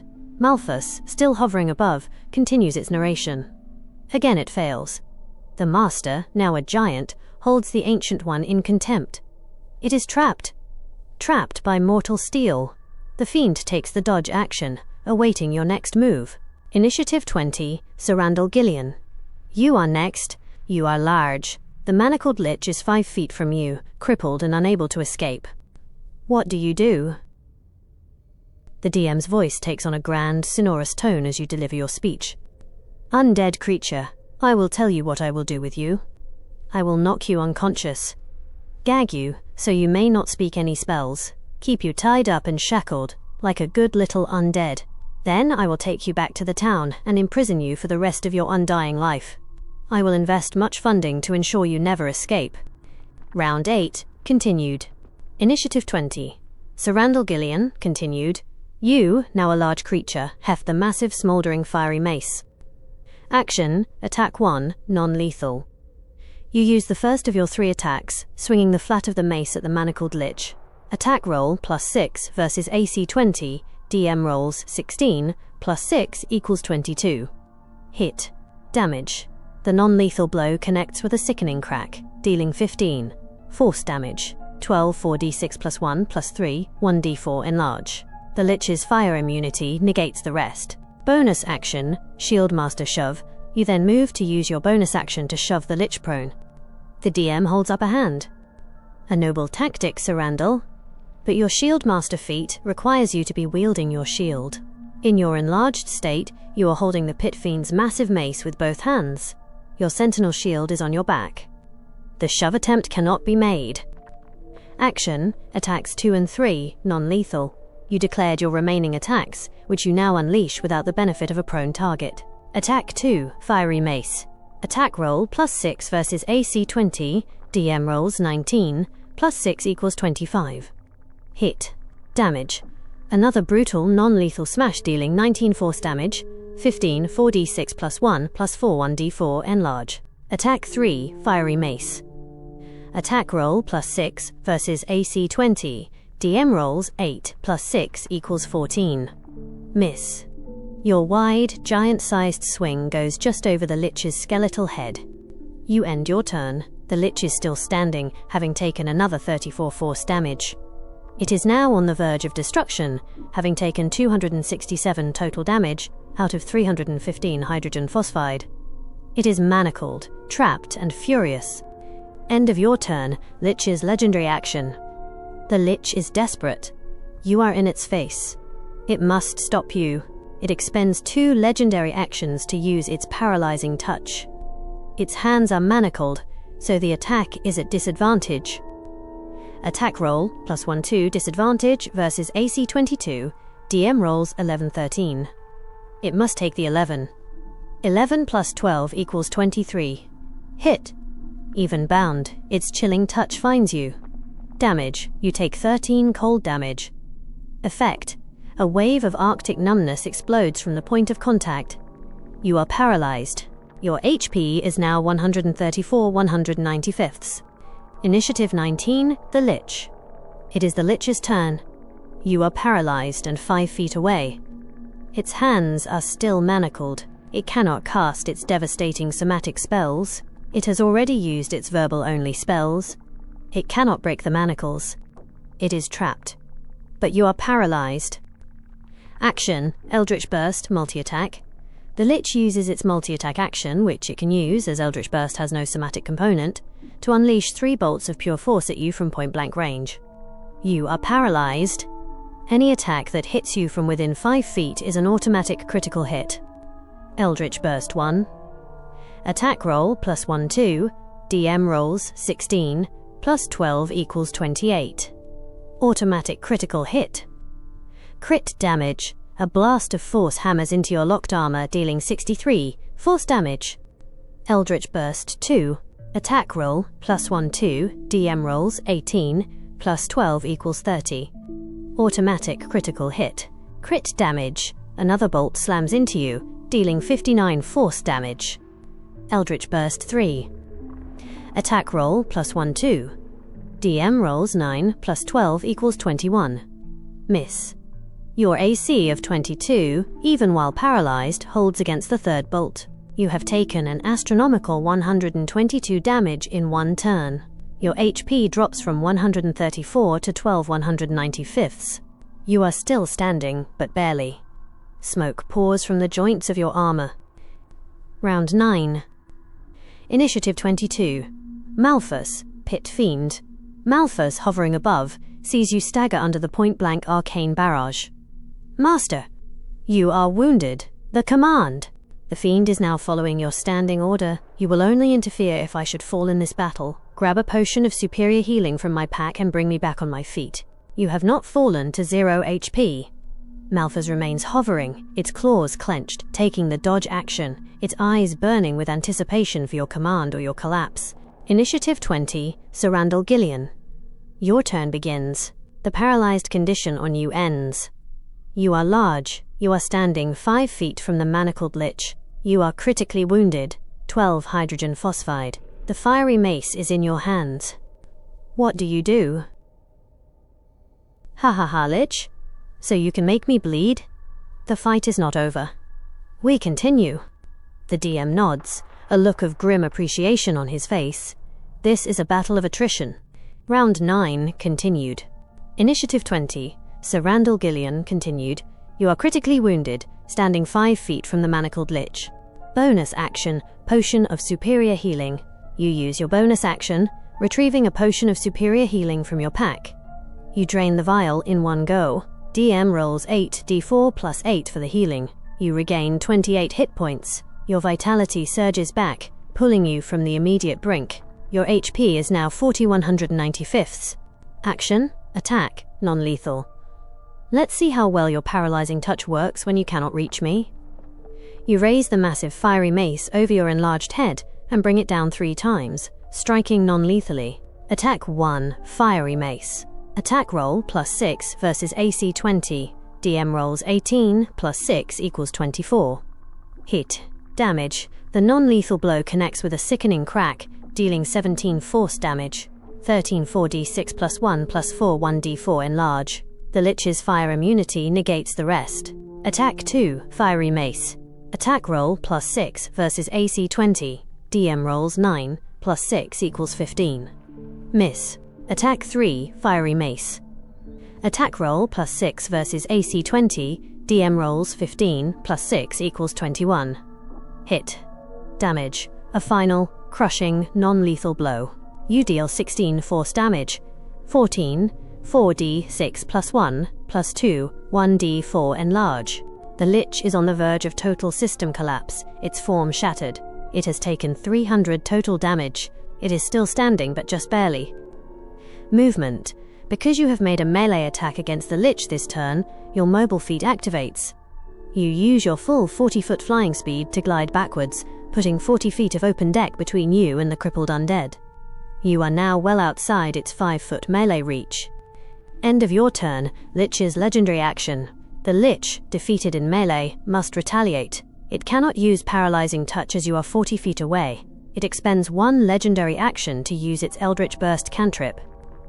Attack roll plus 1-2 versus AC 22. DM rolls 13 plus 12 equals 25. Hit. The bolt of purple force slams into you, dealing 30 force damage. Your HP drops from 40 to 10 195ths. You are critically wounded again. Initiative 19, the Lich. It is the Lich's turn. It is manacled. It is crippled. It cannot cast its best spells.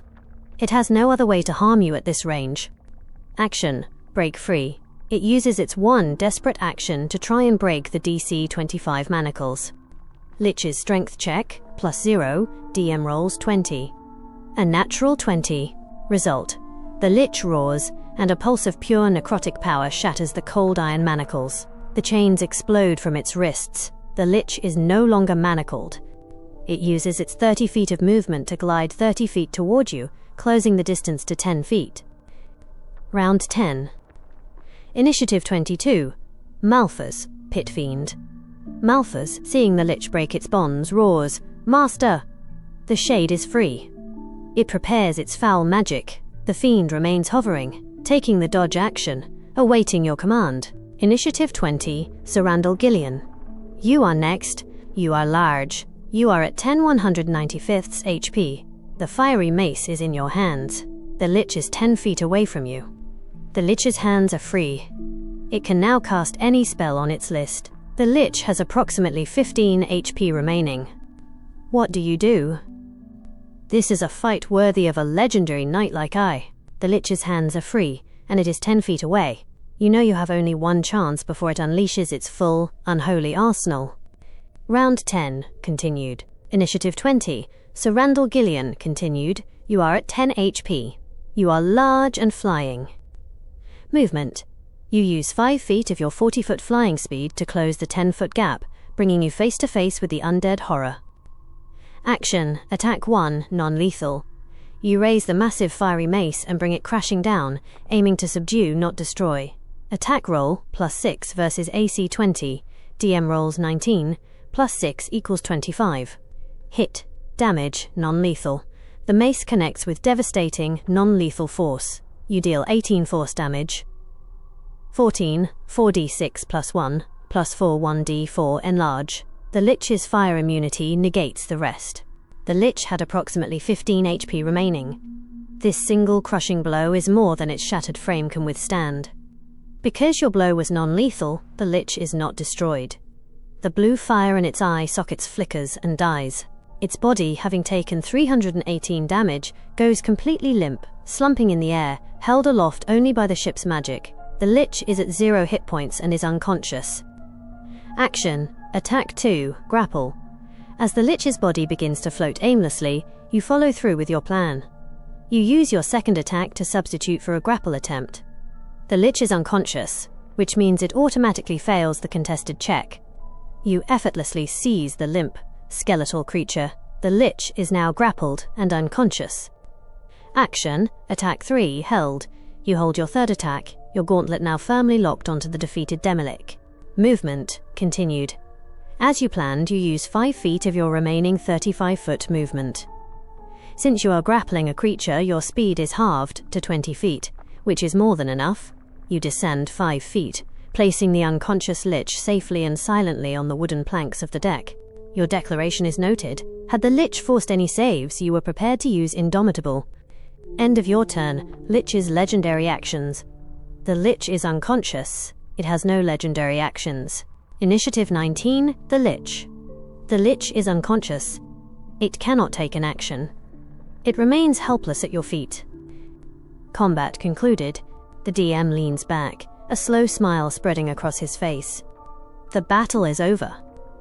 A profound silence settles over the airship, broken only by the whistling of the non-existent wind and the thump of Malphas's wings as he lands heavily beside you. It is done, Master. A knightly victory indeed. You have taken a Lich prisoner. I have never seen its like. The Lich is at your feet, unconscious and helpless. You are a giant, standing over your vanquished foe, the Pit Fiend's mace still humming in your hand. You are victorious. You have achieved the primary objectives. Survive the encounter. Defeat the Lich. 2 objectives remain. Gain control of the ship's planar mechanism, the wheel, plane. Shift the ship back to the material plane. The ship floats silently in the void, awaiting its new master. What do you do? The DM nods, describing the scene as you work. You set about securing your prisoner with grim efficiency. The Lich is at 0 HP and unconscious, offering no resistance. First, you tear a strip of thick cloth from a cultist's discarded robe, ball it up, and firmly stuff it into the Lich's skeletal jaw. You then retrieve a length of rope from your pack and bind it tightly around its skull, securing the gag and ensuring it cannot speak the verbal components of its spells. Next, you lash its already manacled hands to its torso with more rope. You find a length of heavy iron chain on the deck, likely for anchoring the airship, and use it to thoroughly bind its legs and torso, securing it in a way that would make escape impossible even if it were conscious. Finally, you take another strip of cloth and wrap it tightly around the Lich's empty sockets, blindfolding it and ensuring it has the blinded condition. The Lich is now gagged, blinded, bound, and remains unconscious. You stand up, your large form casting a long shadow over your defeated captive foe. You turn to your fiendish servant, who has been watching the meticulous work. Malphas, I know you are bound by magic to serve me, but your opinions are your own. Speak freely. I hope you can admit that I am no normal human. I've bested you in combat, a dragon, an archmage, and now a Lich. Hopefully, in time, even you will realize that my fight is a worthy one to be a part of. I know devils live long. I must be an interesting human to watch, at least. You listen. Malphas, who had been looming silently, drifts lower until its burning balefire eyes are level with your own enlarged head. The Pit Fiend is silent for a long, heavy moment, the only sound the faint, ghostly screaming of the souls trapped in the balloon above. When it finally speaks, its voice is a low, dangerous, gravelly rumble, stripped of its earlier mocking tone. "Speak freely?" "Very well, Master." "You are unprecedented. I have seen 1,000 heroes rise in your petty mortal wars. They are insects, grasping at sparks. You are something else. You fight with the brute force of a Bala, but you scheme with the cunning of an archdevil. You bound me. You shattered a lich. You stand on a pile of corpses and call it honor." The fiend leans closer, the heat from its body washing over you. Your worthy fight is a speck of dust in the true history of the Hells. It is nothing. But you are the most interesting mortal I have served in 10,000 years. You wield power you do not comprehend. You command forces that should turn your mind to ash, and you survive. A terrible, slow smile spreads across the fiend's monstrous face. "Oh yes, little knight. I will be your chronicler. I have watched empires of worthy mortals rise and burn to ash. They are all eventually forgotten. But you, Sir Randall, your soul will fetch a legendary price when you finally fall. And I will be there to watch." It rears back, its contractual obligation fulfilled. For now, the tale is impressive. The prisoner is secure. The lich is bound and unconscious at your feet. Malphas floats silently nearby, observing. The ship floats in the endless void, and the glowing, rune-carved wheel, the planar mechanism, waits at the center of the deck 10 feet from you. "Malphas, well said. You will have many more interesting adventures to come." You stand, your enlarged form towering over the bound lich. For now, search the ship thoroughly for Harbin, the town master. Check that he is not on the ship, then take a look outside of the ship into the void, then return to me and report. Hopefully he's safe back in town, but we must check before we leave. "It shall be done, Master." Malphas is a blur of motion. The fiend dives through the hatch, its massive form filling the lower deck. You hear the sound of doors being ripped from their hinges as it searches the cabins, Areas 5, and storage, Area 4. It then rockets back up, soaring to the crow's nest to peer into the pulsing, soul-filled balloon. Finally, it spends a full minute circling the airship, its balefire eyes scanning the endless purple-black void. It lands beside you with a heavy thud. The ship is empty of mortals, save for you. The void is barren. The female mage spoke the truth. Your town master was lost in the transit. He is not here. During its search of the cabins, Malphas found one locked chest. With a single claw, it tore the lock apart and now drops it at your feet. While the fiend conducts its search, you turn your focus to the arcane. You hold aloft the holy symbol of Saloon, its silver form gleaming in the dim light of the void. You begin the 10-minute ritual casting of Detect Magic Cleric 1A Self/30, featuring Sphere vs PHB 2024-262. Your prayer completes. The world shifts as your eyes are opened to the weave. Auras of magic, bright and terrible, flare into your vision. The Lich, the unconscious body at your feet, is a beacon of necromancy, so powerful it's hard to look at. The jagged black crown on its head radiates its own distinct, overwhelming aura of abjuration and necromancy. The male mage, the corpse of the male mage, has a faint aura. You search his robes and find a simple carved wand that glows with the power of evocation. The chest Malphas retrieved glows. Inside you find 2 vials of shimmering red liquid, aura, conjuration. A single, pristine scroll, aura, necromancy. The ship, the entire vessel, is a massive magical construct. The ship's wheel, Area 2, glows with potent conjuration and necromancy. This is the planar mechanism. The arcane ballista, Area 3, you fired, radiates a dark necromancy aura. The balloon, crow's nest, above you, is a blinding, screaming vortex of necromancy, the combined essence of the trapped souls. You have collected the wand, the potions, and the scroll. The bound lich and its crown are at your feet. You now stand before the glowing, rune-covered ship's wheel, Area 2. It is the planar mechanism, your only way home. What do you do? Malphas, well said. You will have many more interesting adventures to come. You stand, your enlarged form towering over the bound lich. For now, search the ship thoroughly for Harbin, the town master. Check that he is not on the ship, then take a look outside of the ship into the void, then return to me and report. Hopefully he's safe back in town, but we must check before we leave. It shall be done, Master. Malphas is a blur of motion. The fiend dives through the hatch, its massive form filling the lower deck. You hear the sound of doors being ripped from their hinges as it searches the cabins, Areas 5, and storage, Area 4. It then rockets back up, soaring to the crow's nest to peer into the pulsing, soul-filled balloon. Finally, it spends a full minute circling the airship, its balefire eyes scanning the endless purple-black void. It lands beside you with a heavy thud. The ship is empty of mortals, save for you. The void is barren. The female mage spoke the truth. Your townmaster was lost in the transit. He is not here. During its search of the cabins, Malphas found one locked chest. With a single claw, it tore the lock apart and now drops it at your feet. While the fiend conducts its search, you turn your focus to the arcane. You hold aloft the holy symbol of Saloon, its silver form gleaming in the dim light of the void.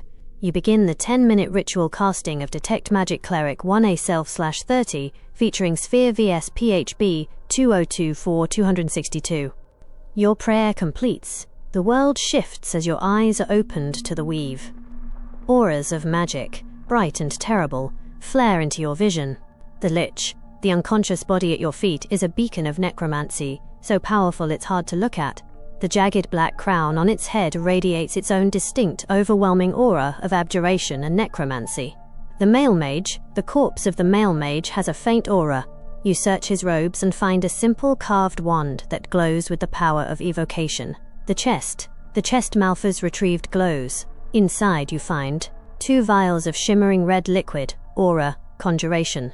A single, pristine scroll, aura, necromancy. The ship, the entire vessel, is a massive magical construct. The ship's wheel, Area 2, glows with potent conjuration and necromancy. This is the planar mechanism. The arcane ballista, Area 3, you fired, radiates a dark necromancy aura. The balloon, crow's nest, above you, is a blinding, screaming vortex of necromancy, the combined essence of the trapped souls. You have collected the wand, the potions, and the scroll. The bound lich and its crown are at your feet. You now stand before the glowing, rune-covered ship's wheel, Area 2. It is the planar mechanism, your only way home. What do you do? A wise decision. Best to have them identified in a safe, controlled environment. You carefully collect the loot from the fallen and the chest, the evocation wand, the 2 red potions, and the necromancy scroll. You stow them safely in your handy haversack. You then turn to the unconscious lich. You wrench the jagged black crown from its skeletal brow. The object is cold to the touch and radiates a palpable aura of dread. You place this too into your haversack. Let's get out of here. You are still large from the potion of growth as you step up to the ship's wheel, Area 2. This is the planar mechanism. The runes glow with potent conjuration and necromancy magic, pulsing in time with the screaming souls in the balloon above. To seize control of this dark device and force it to return to the material plane, you must master its alien controls. This requires an Intelligence Arcana check. The DC to control a device of this power is high. I will roll for you. Your Arcana modifier is +5, +4 from your Headband of Intellect, +1 from your Stone of Good Luck. The DM rolls a d20. I have rolled an 18. With your +5 modifier, your total is a 23. A success! You place your giant-sized gauntlets on the wheel. The runes flare, attempting to resist you, to feed on your soul as they do the others, but your magically enhanced intellect sees the pattern. You are not a soul to be consumed, you are a master. You force your will upon the mechanism, turning the wheel hard to port.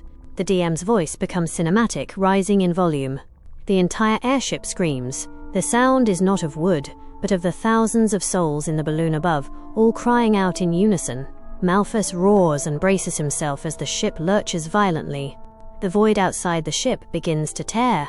A brilliant, blinding white crack, like a lightning bolt, appears in the starless sky. It obeys, Master. Malphas bellows. You have broken it. You hold the wheel steady, your knuckles white, as you steer the entire screaming, soul-powered vessel through the dimensional rift. There is a moment of violent, silent pressure, and then, Sound.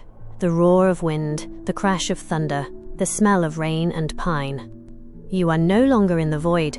You are in the sky above the Sword Coast, the airship lurching wildly in the grip of a powerful storm. Below you, through the driving rain, you can see the flickering lights of a small town. You see the new 2-story Town Master's Hall. You see the Stonehill Inn. You see Phandalin. You have done it. You have survived, you have captured the Lich, and you have returned victorious at the helm of a flying necromantic warship. Malphas stands behind you, his expression unreadable. A new vessel, Master. Your legend grows. The DM's expression becomes very serious. He leans forward, steepling his fingers. A bold move, Sir Randall. Attuning to an unknown artifact found on a County Route 21, Lich, that is the act of a true hero, or a man destined for a dark fate. So be it. You find a quiet, secure room in the Town Master's Hall.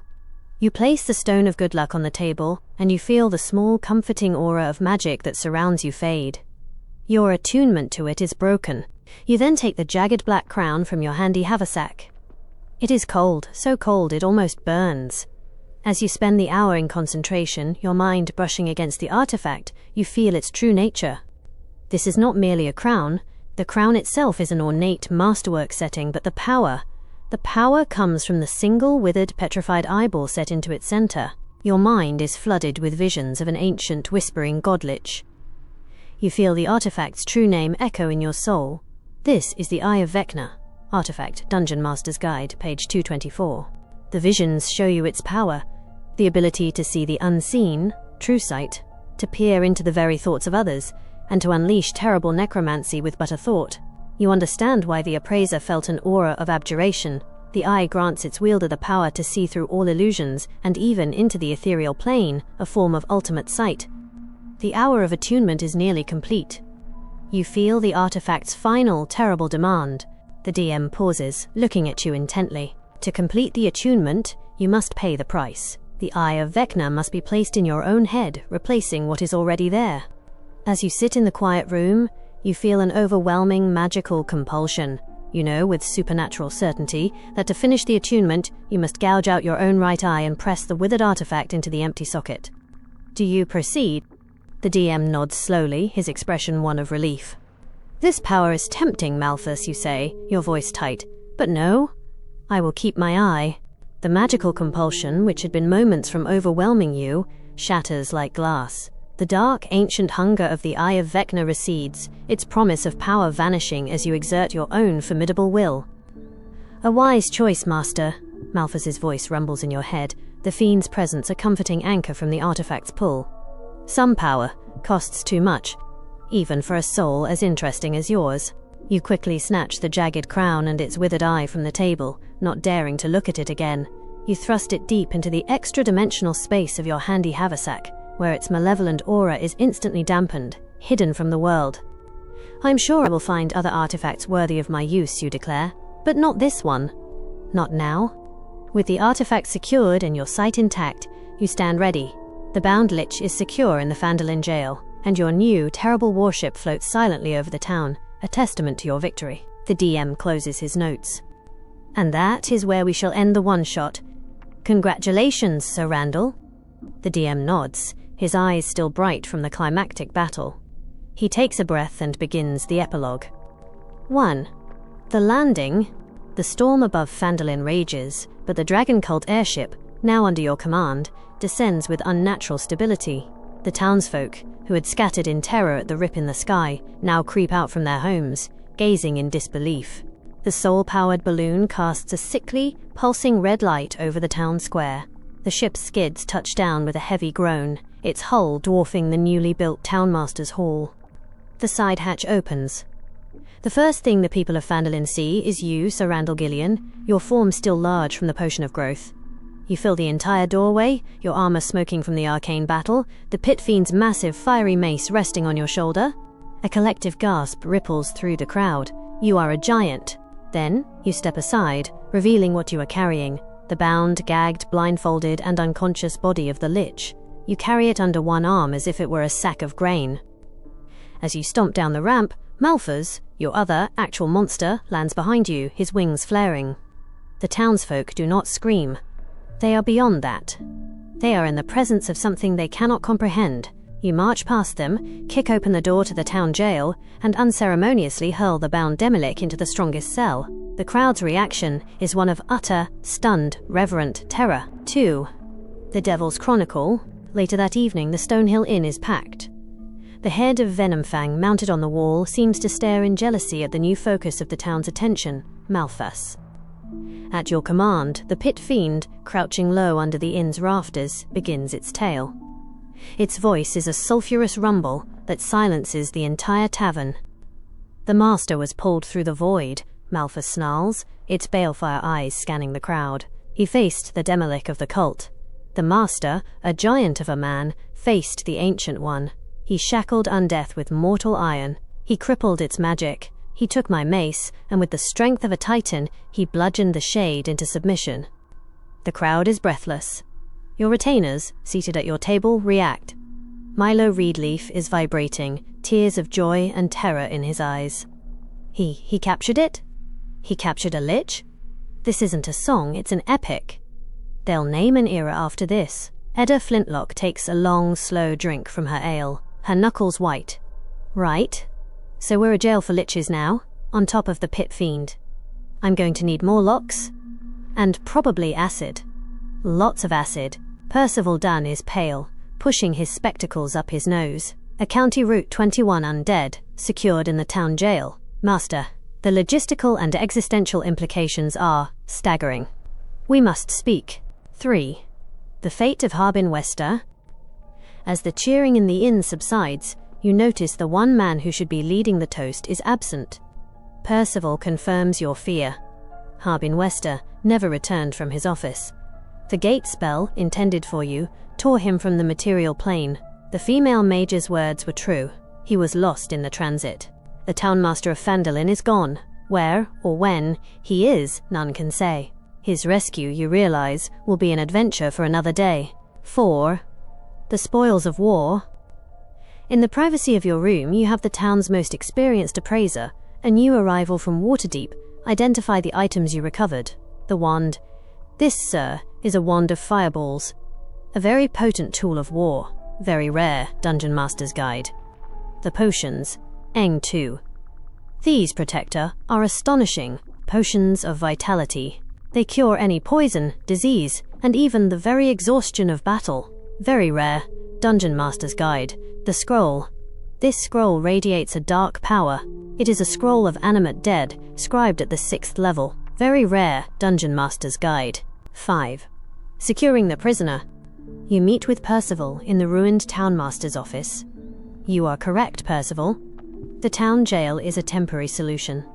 You issue your commands. 1. First, send word to Neverwinter. I am hiring the most powerful mages on the Sword Coast. They are to come to Phandalin and install permanent wards, magic circle, forbiddance, glyphs of warding. That cell will become a vault. Spare no expense. Use the Dragon's Hoard. 2. Second, hire the best mercenary company you can find, the most disciplined, stone-cold veterans. They will be paid triple the standard rate. Their only job will be to watch that cell 24/7 in rotating, magically scried shifts. That creature is never to be left alone. Percival Dunn nods, already grabbing parchment and a quill.